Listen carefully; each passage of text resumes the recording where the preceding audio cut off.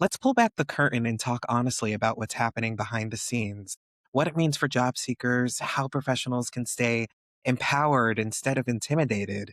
You've done so much work in this. What are the first thoughts that people should have? Don't be afraid of AI and don't think that it's going to automatically knock you out. So I think there's a lot of conversation right now about an ATS optimized resume, right?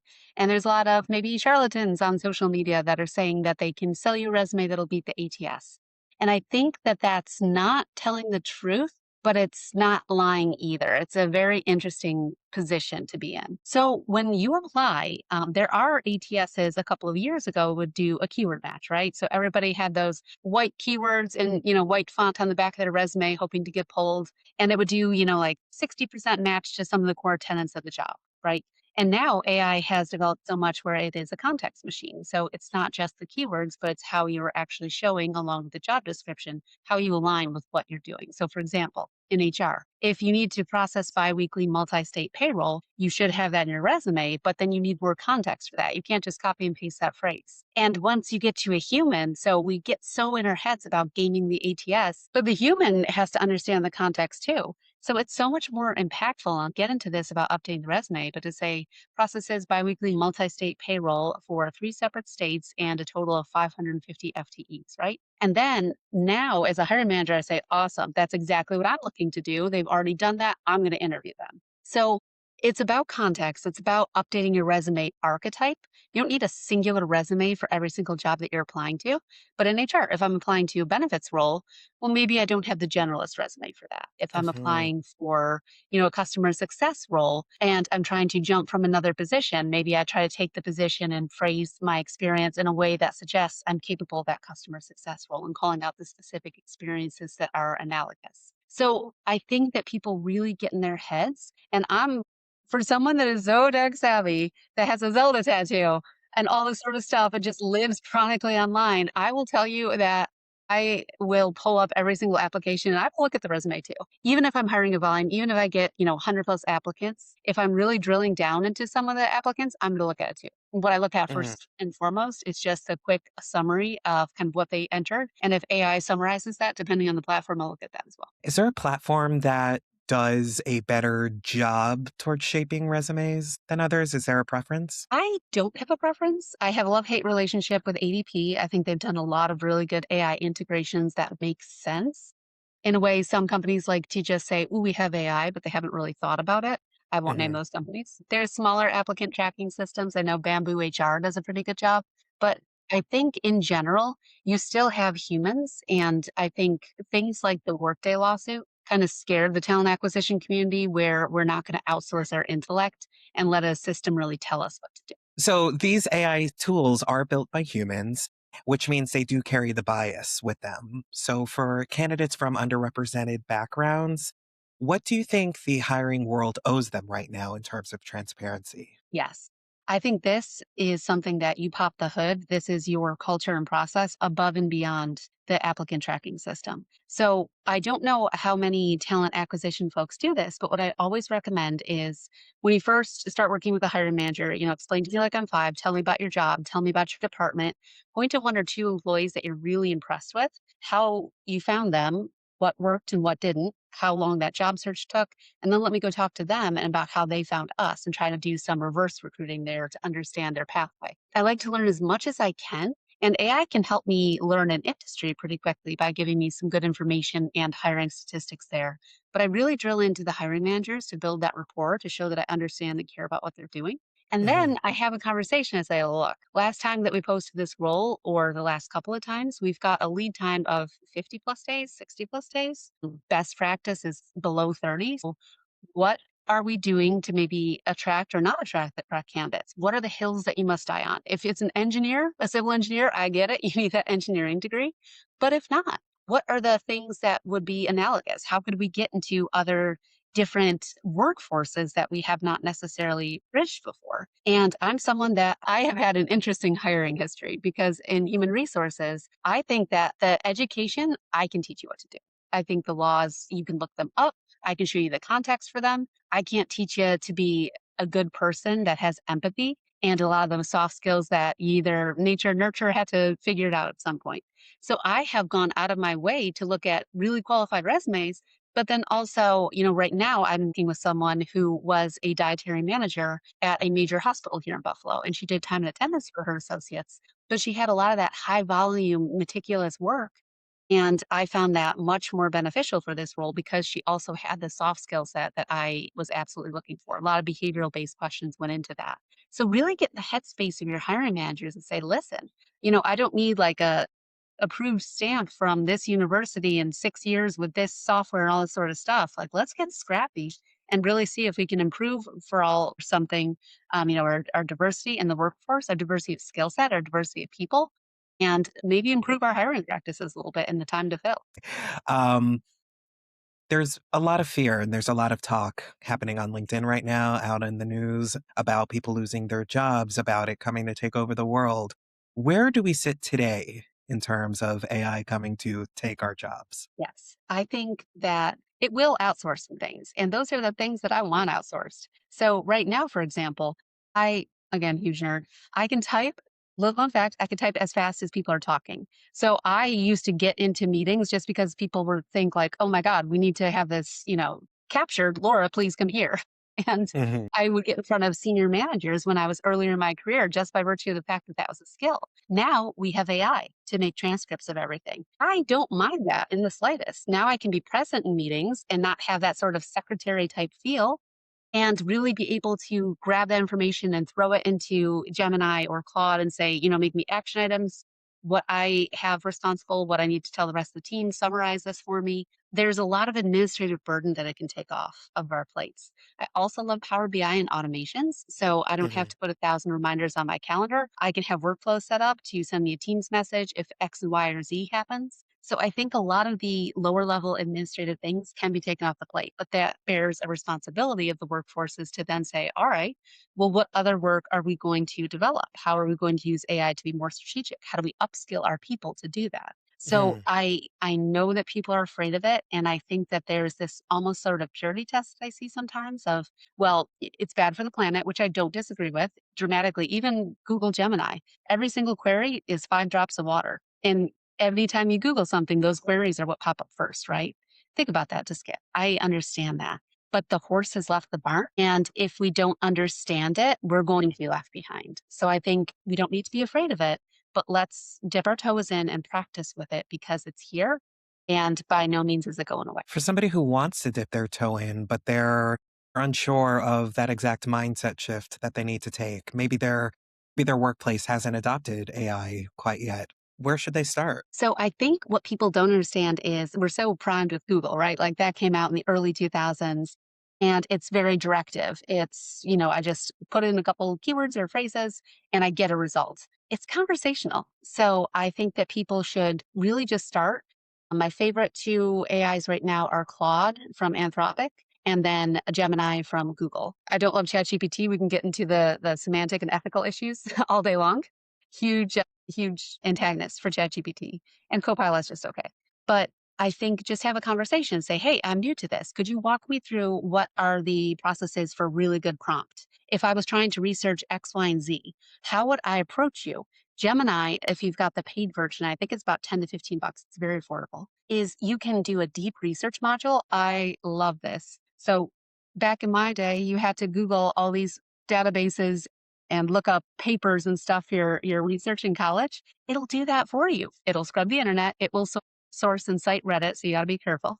But it will pull all this really good information, like NIH studies. If I'm looking for information on emotional intelligence and how role playing can benefit your empathy and stuff like that, I do a lot of that deep research, and I say, just come up with a plan. That'll take 10, 15 minutes. And then I'm learning something. So instead of just letting it dump AI slop and then copy and paste, not engage my brain, I'm learning in a whole new way. I'm talking to it like pretend it's C3PO from Star Wars, right? And I understand its resources and limitations. So I know that it's going to be ingratiating. I know that it's going to give me the most immediate answer. So I really have to almost go out of my way a little bit to understand it and say, well, I don't want you to give me a lot of compliments. And I don't want you to be overly glazing. I want you to be Mm. critical. I want you to challenge my assumptions. And I want you to help me strategically think about these things as I research it with you.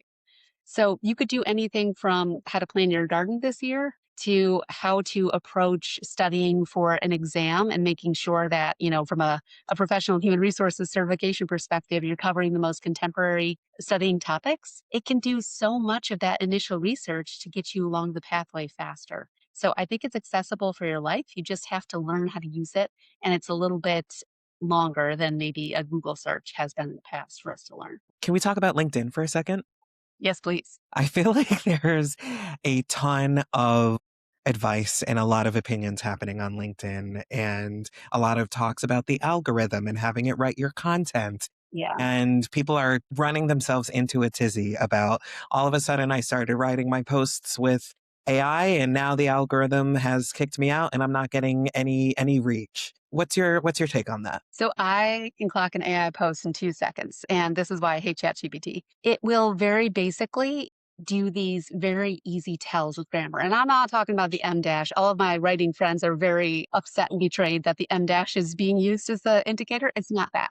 It's not this, it's this. So that's not being cowardly, that's courage. And it just Hmm. these wild polarization things that I absolutely hate. And then it will always list things in threes and it will say, but this question mark, it's this. And it's very like short, punchy sentences that are meant to be, kind of abrupt just to Mm. not really have a whole lot of context there if I'm actually, plugging my brain and reading them. Now, I will say this as a huge hypocrite. I use AI to write my LinkedIn posts, but you have to use your brain because your LinkedIn posts are great. So I tell it, hey, here are all my historical LinkedIn posts. Not all of them, but I give a lot of them. And I say, I'm somebody, I want to face reality head on. I want to be very true. And I don't really care a lot about clout. I don't want to do any rage baiting. I don't want to do any virtue signaling. These are the things that I care about. This is my profession. And I built it to, as a bot, to be able to understand who I am.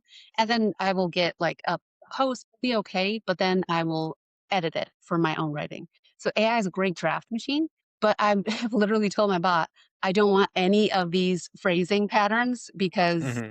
that's all I see on LinkedIn now because everybody's using the ChatGPT out of the box model. I do fall into the camp of the folks who are upset about the M dash thing because that's generally how I would write stuff out. Always. So, Semicolon or M dash for life. right, absolutely. But it is true. There needs to be some semblance of humanity in that, and having the things in threes is a huge indicator. So making sure that you're going back and adding your own taste and your own point of view, because I'm a huge proponent of getting people to understand that we all have our own perspectives and we all bring our skill sets to the table. So bring those to your posts as well, because we can't be all sounding the same or else nothing's worth reading at that point. So in hiring, we talk a lot about authenticity in hiring. But what does that actually mean when every candidate is being coached to optimize and tailor everything? When you make types of resume. So if I want resume for these types of roles. Still in the year 2026, I was hiring for a couple of months ago, gosh, maybe a year ago now, engineering project manager. So that needs to be someone that at least has an associate's degree in engineering. So that's a legal requirement.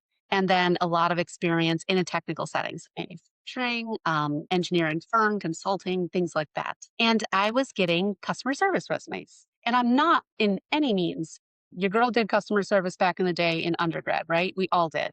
And food Hmm. service too. I'm not besmirching that in the slightest. But I need to see, I can't just have customer service specialist answers X number of phone calls and responds to emails when what I'm looking for is collaborates with multiple internal and external stakeholders to make proactive decisions and track budgets. I'm sure there's some of that. I'm sure if you're working, especially in higher level companies like, a Moog or a heavy manufacturer. Customer Hmm. service is very analogous to that. But tell me in the language of the job description, look at the work that you do, pick out the parts that are very similar, and tell me that story. Because I agree with you that AI will, again, if you say, write me a resume, it's going to AI slop and it's all going to sound the same and it's going to be a rehashed version of the job description. And that's going to tell me nothing about you. You've got to take that as a base And then you can ask it to hallucinate some stats like, okay, if I was talking about metrics or achievements, what would I put in there? And it'll have brackets and stuff. And then go back to your past experience and think about the things that resonate that you could put in there that are true about yourself. And now, yes, you've used AI to be very sleek and sophisticated and speak very well, but you also put yourself in there. So you Hmm. will be pulled for an interview, especially, if you've got a lot of the things that the hiring manager is looking for. Think this market too, people think that they're not getting through the ATS, quote unquote. And I think it's also that nowadays with the economy and with companies having so many layoffs, they really do have their pick. So if you're not very close match for a role, you might not get moved forward for a variety of reasons. So I think have as close as you can and let's go for that. It's interesting. And in terms of skill stacking and being as close to a role as possible, is there a way for people to kind of catch up without dropping a whole bunch of money on a degree or a certification course? 100%. I love Coursera. There's a lot of different things that you can do on there from Excel to, just kind of learning different coding languages if you wanted to upskill in tech rather than get a degree. Again, you can use AI to upskill yourself. I've become a wizard at Excel. I took some Coursera classes back in the day, but your girl is not good at it. And what I did is I asked AI to walk me through, I need to do this pivot table and this VLOOKUP and this XLOOKUP. So please walk me through how I'm going to achieve that with the data. Don't put personally identifying information in it, but walk through maybe describing what the columns are and what you're trying to configure. I love seeing people, going through different programs in their workplaces. So a lot of workplaces that are bigger have a leadership development program or something that you can take advantage of. Maybe it's some sort of boot camp for upskilling in a technical program. I Hmm. like seeing initiative as a hiring manager. I feel like, anybody can say that they're a lifelong learner, right? That's one of those platitudes that sometimes people put in the summary. But show me that. Show me that you've taken advantage of those things. And I think that that will gain a lot of attention. Speaking as a hiring manager, if somebody comes to you and wants to start an AI initiative in your organization, where should they start? Because I feel like a lot of people do have these ideas, but they're worried about how to really present that to the appropriate stakeholders. Absolutely. So look at the most pain in the neck process that you have and look at trying out an automation because Power Automate, it's more IT centric than I would like right now. It's very if this then this, and you need Hmm. like enmeshed different contexts. So it's a very complicated flow chart, for lack of better description. And it is not easy to navigate. So I actually will have AI explain to me how to walk through programming my automated AI. But for example, let's take leave of absence tracking for employees, right? Because that can be a bear. So somebody Hmm. tells you 8 months hence that they just found out that they're pregnant, they're going to go on a leave of absence. And, in New York State, they get disability for 6 or 8 weeks, depending on the method of birth. And then they get 12 weeks of paid family leave. So that's okay. I've got to put in this ticket. I've got to talk to the vendor. I've got to fill out the employer portion of this paperwork. I got to talk to the employee.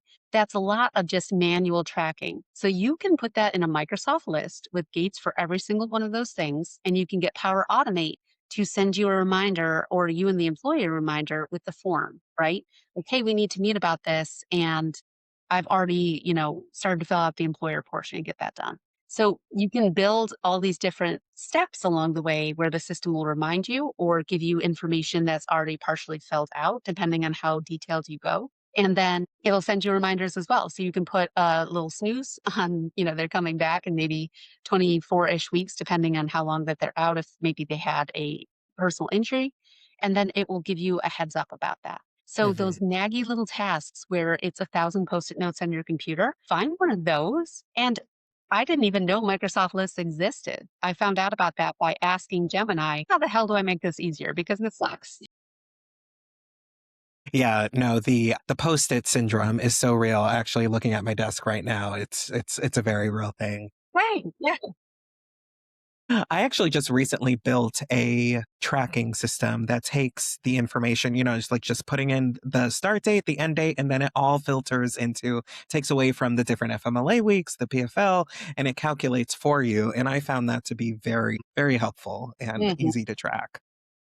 With recruiting and HR teams using AI, there's so much to our fingertips at our disposal, but we want to make sure that we're doing things ethically, right? What are some tools that you would recommend just out of the gate if somebody in talent acquisition wants to start using it in their workflow? Yes. I think And we talked about this at the BNHRA's Empower panel. I loved this idea. Latanya Walton had talked about as our diversity director, create a rubric for all roles upon which you will grade candidates because we Hmm. want systemic interview questions so that everybody's getting the same questions and same shot.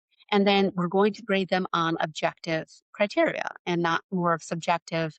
Well, they just don't, they don't have the vibe, right? All the things that we've heard before in talent acquisition. So I can take the job description and I can have it make a rubric that I then share out with my hiring managers and say, are these the objective criteria that you're looking for in this role? Make sure that that's accurate. Because again, trust but verified. That should be the Hmm. tagline for AI. Huge life hack for talent acquisition and job seekers. I am popping that job description into AI and asking for technical and behavioral based interview questions. That I used to, well, back in the day, this is how old I am. I used to brainstorm and write and Google behavioral interview questions and like take hours to write my own. So I've got that infrastructure. So I know what I'm looking for, but now I'm not dragging around this document from 2015. I'm using the system to make it specific to this role. And when I'm preparing for interviews, you bet I'm using that to kind of re engineer what I'm going to anticipate being asked by a hiring manager. So those are just some immediate, out the gate opportunities. I think where we get into dangerous territory is sometimes people will drop resumes and say, rank these candidates or things like that.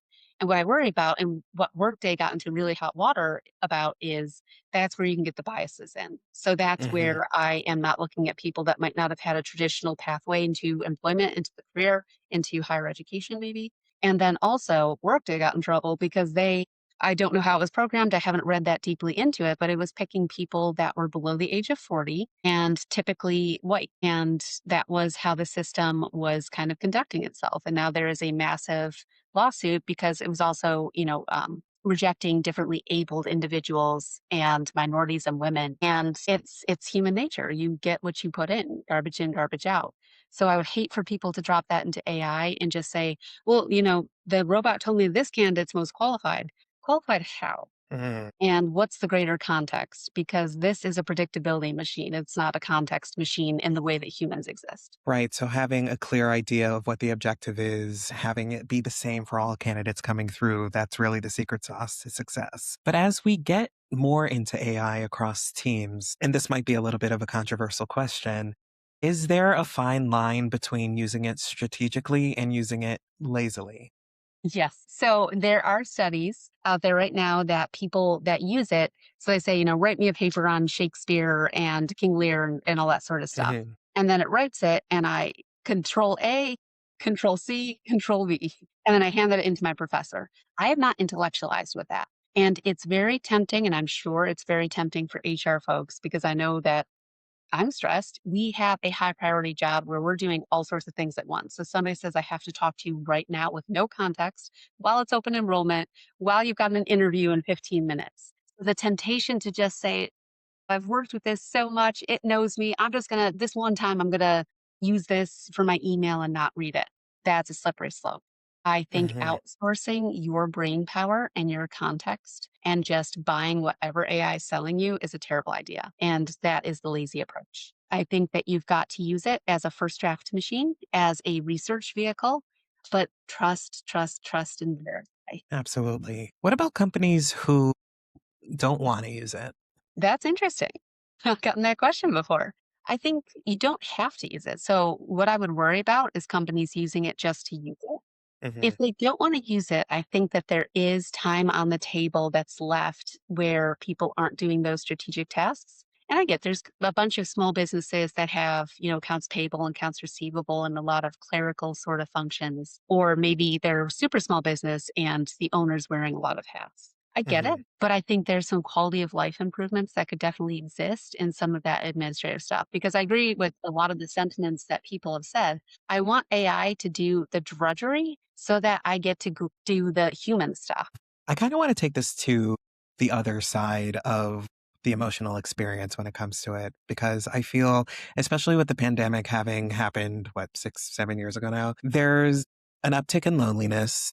A lot of people have started working from home. A lot of people are really focused on doing their own thing. They've started their own business. They work behind their laptop. They don't want to go back to the office, even though there are a lot of return to work mandates happening right now. Can the rise in AI increase the level of loneliness in our community? 100%. I am so afraid of people using it as a friend or even worse, as a therapist. So there have been, again, studies or at least investigations of AI, feeding into psychosis, telling people that their potential delusions or the things that they're imagining are real and they're chosen. It can get really scary because you have to understand that you have to tell it multiple times to be critical, to think strategically, to question my analysis and logic.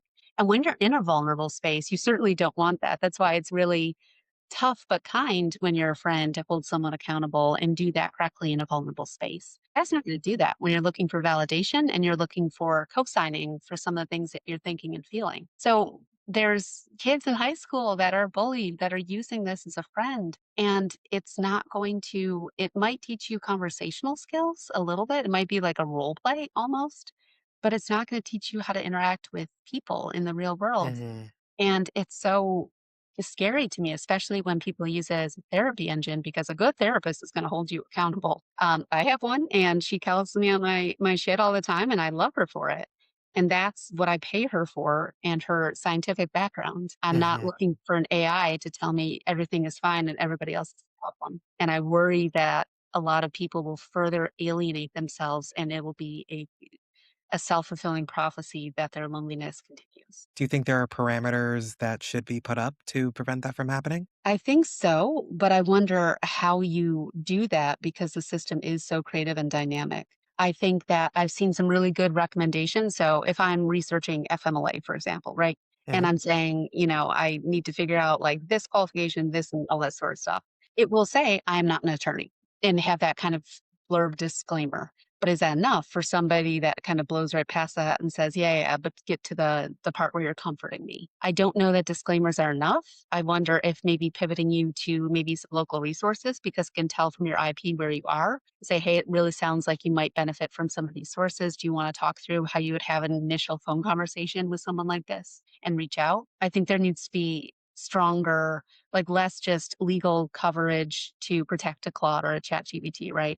I think it needs to really just not engage with that and then pivot into something that's helpful. I think about the person who feels lonely and invisible in their industry, and maybe they're too afraid to reach out. Maybe they're too afraid to hit connect or send that note, but they'll like a post or something like that. Is there a move that they could make to start bridging that gap? Think so. I think everybody on the internet just wants to feel like they were heard and seen as well. And if they leave a comment, right, or if they even shoot a message, and this could be, it depends on the size of the creator. Because I follow Bonnie Dilber. I love her. She's in the tech space. She works in talent acquisition for Zapier. She's got 500,000 connections on LinkedIn. If I comment on one of her posts, she's probably not going to see it. If I message her, she's probably not going to. So if you're reaching out to somebody that is practically celebrity status, always keep that in mind because it's not that they don't have time for you. It's just that their notifications have got to be absolutely insane. But if there's Mhm. someone in the community that's a real human being just like you, not that Bonnie isn't, but they're in your community and they're accessible, shoot them a message. I all of the people that I adore and respect on the BNHRA that I initiated that contact with, it was our treasurer, Ashley. I literally sent her a message on LinkedIn and I was like, hey, I think that you're so cool. You have an electrical engineering degree. How the heck does that happen? Can I just know your story? She reached out to me. We had coffee, and we connected. And she's back on the board, and I'm so grateful to have her there. And it's so okay to just reach out to people and say, you know what, you posted this today, and I really need to see something like that. So thank you for putting that out there. And I love your content. I just wanted you to know. Nobody who ever receives that message, as long as they see it, is not going to reply and maybe not want to start a connection. I think that just being honest and sincere and reaching out to the people that you admire and genuinely telling them that, people will reach back out to you. Absolutely. Yeah, I think community is such an important thing, especially today, because there's so much stuff and there's a lot of weight that we're all carrying. And it's very hard to sometimes keep that smile on your face and to just keep trudging on. Laura, if someone walks away from this conversation feeling more empowered than intimidated, then we've done our job. What is one shift that you believe candidates should make immediately after hearing this? Learn it a little bit more. It's being integrated into so many organizations and so many ways of working that you're only going to be helping your future self out, getting your arms around it and understanding it. Laura, I appreciate you having this conversation so much. I'm sure that everyone's going to get so much from this. And thank you. Thank you for your time today. My pleasure. Thank you so much, Jay.